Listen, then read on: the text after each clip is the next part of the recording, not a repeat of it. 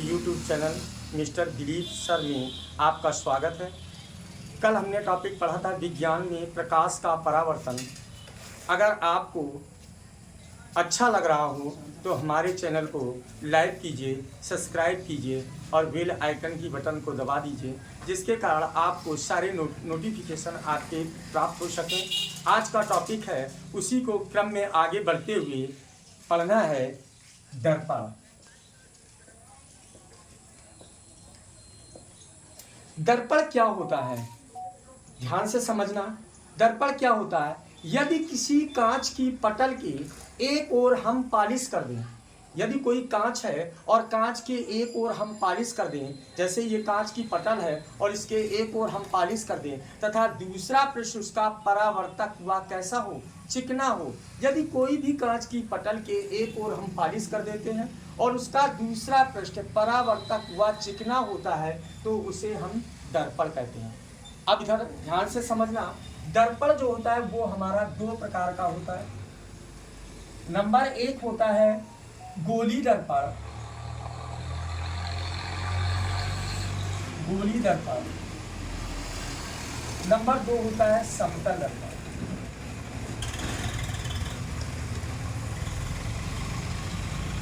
ठीक, इधर ध्यान देना, गोली दर्पण दो प्रकार का होता है।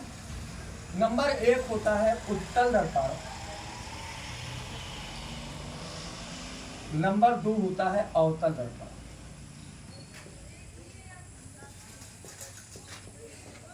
ठीक, समझ में आया? सबसे पहले हम चर्चा कर लें कि समतल दर्पण क्या होता है। यदि कोई समतल कांच की पटल है और उसके एक ओर अगर हम पालिश कर लेते हैं तो जो दर्पण बनता है वो समतल दर्पण कहलाता है। जैसे इधर ध्यान से समझना, जैसे ये एक समतल कांच की पटल है, ठीक।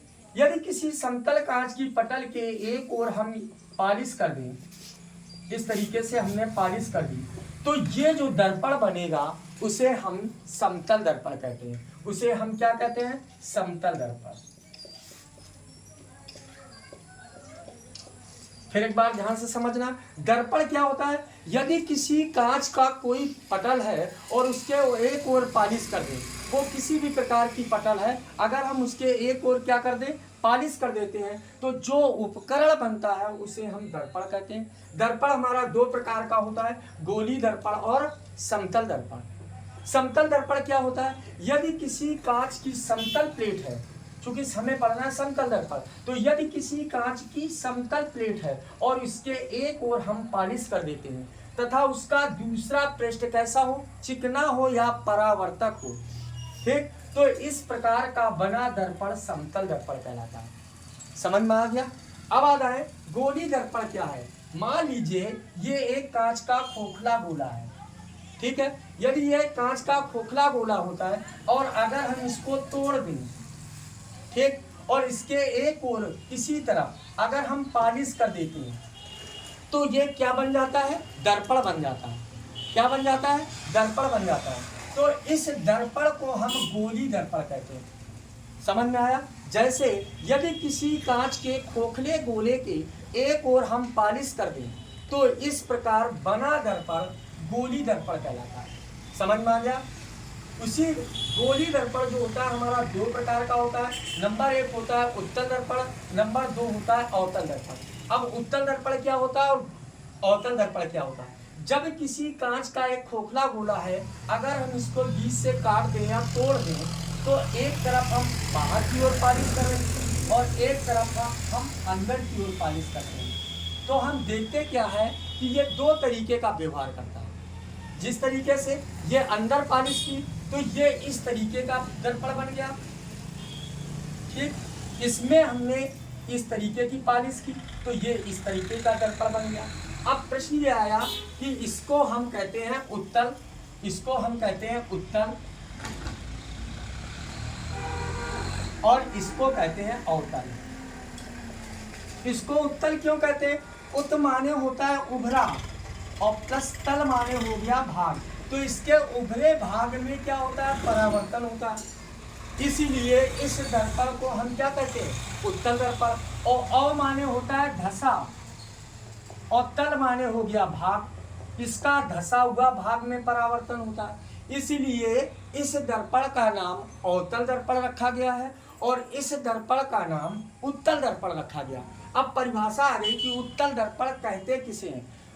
वह गोली दर्पण, चूंकि गोली दर्पण के ही तो ये दो भाग हैं, गोली दर्पण के ही ये दो भाग हैं, तो हमें कहना क्या है कि वह गोली दर्पण जिसके धसे हुए भाग में पालिश कर दी जाए तथा उभरा हुआ पृष्ठ कैसा हो, परावर्तक हो या चिकना हो, तो इस प्रकार का बना दर्पण हमारा उत्तल दर्पण कहलाता है।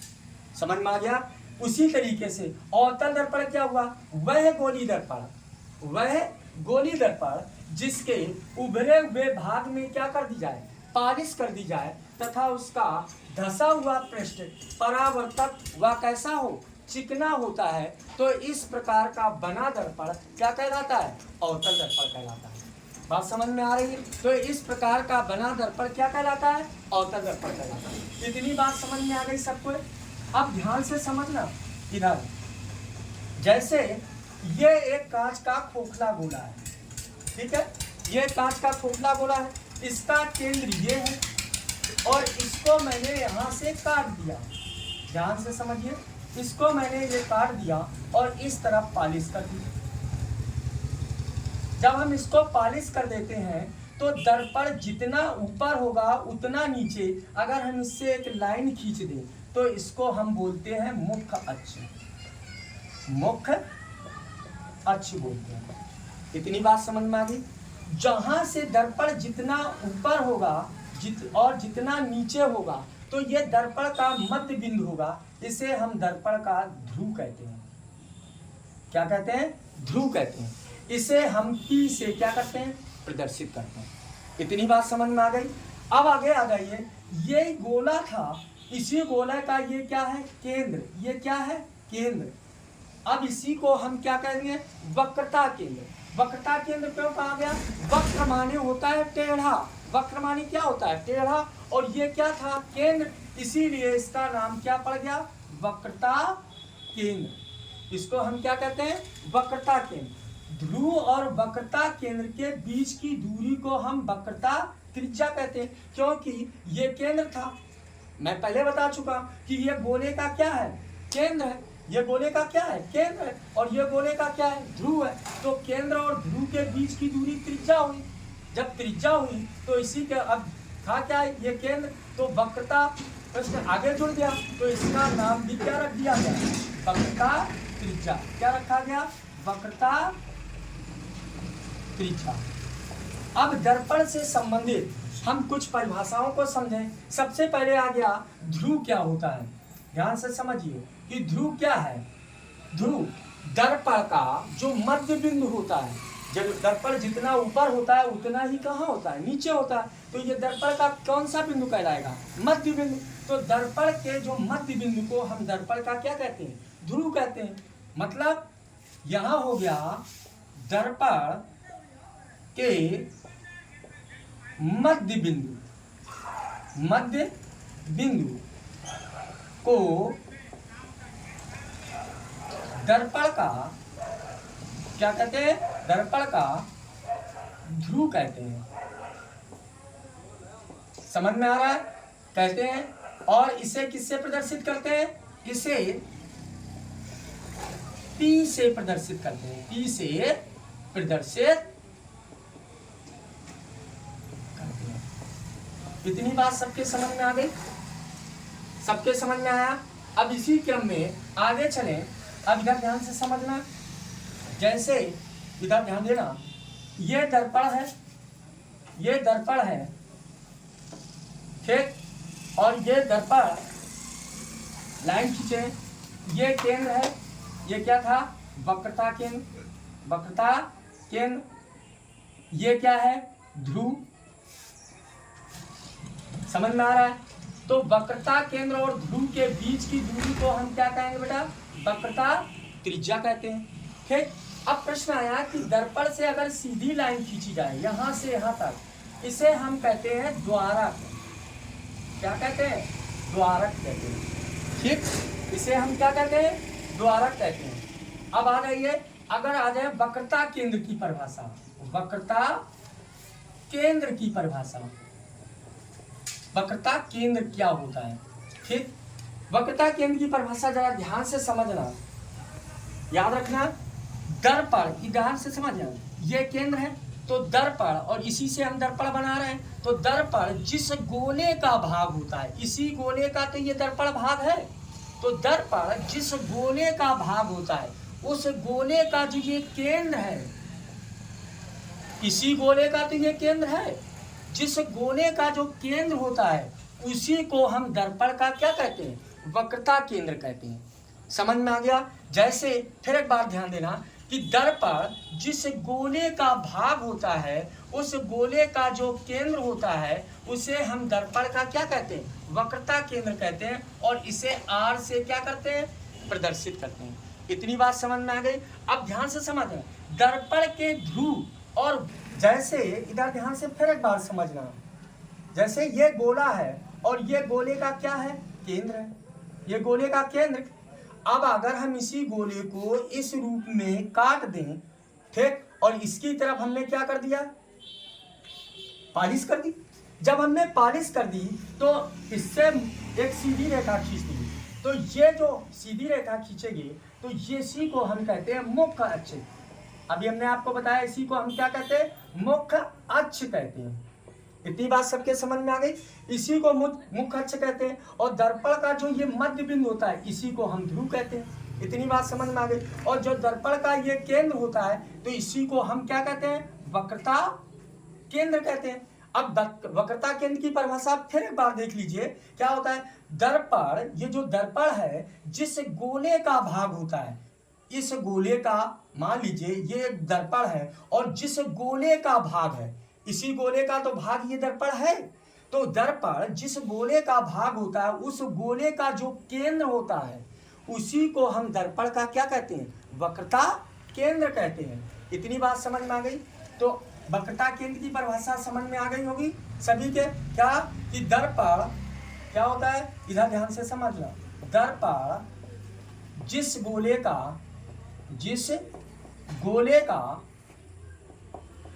भाग होता है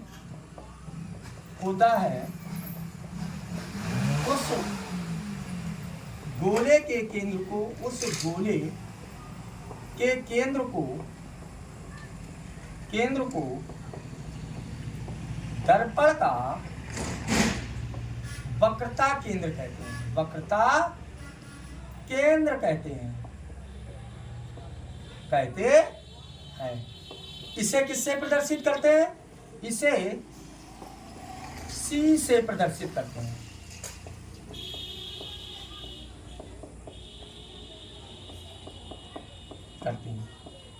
तो आपको समझ में आ गया होगा कि वक्रता केंद्र की क्या परिभाषा है। ठीक है, इतनी बात सबके समझ में आ गई। अब इसी के आगे ध्यान से समझना। अब आ गई ये तुम्हारे मुख्य अक्ष है। तो मुख्य अक्ष की परिभाषा क्या है? दर्पण के ध्रुव और वक्रता केंद्र से जो मिलाने वाली रेखा होती है। फिर एक बार समझ लीजिए, दर्पण के जो ध्रुव है और वक्रता केंद्र है, इससे जो ये जाने वाली रेखा होती है, इसी रेखा को हम क्या कहते हैं? मुख्य अक्ष कहते हैं। समझ में आ रहा है क्या? कि दर्पण के ध्रुव और वक्रता केंद्र से होकर जाने वाली रेखा क्या कहलाती है? मुख्य अक्ष कहलाती है। तो मुख्य अक्ष की परिभाषा क्या हो गई? मुख्य अक्ष की, ध्यान से समझिए, मुख्य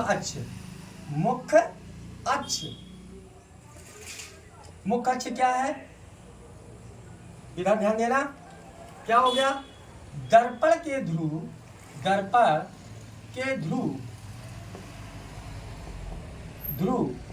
व इसके वक्रता केंद्र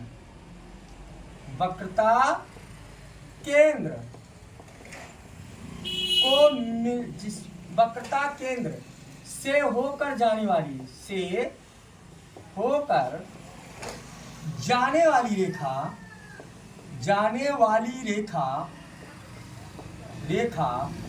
क्या कहलाती है? रेखा मुख्य अक्ष कहलाती है। अक्ष कहलाती है। तो मुख्य अक्ष की परिभाषा आपको समझ में आ गई होगी। ठीक है। इसके बाद जो दर्पण से संबंधित अन्य परिभाषाएं हैं हम अगले वीडियो में प्रयास करेंगे अच्छे से समझाने का। इसलिए दोस्तों, मेरे वीडियो को अगर अच्छा लग रहा हो तो लाइक कीजिए, सब्सक्राइब कीजिए और बेल आइकन दबा दीजिए, जिससे आगे आपके वीडियो प्राप्त हो सकें। धन्यवाद।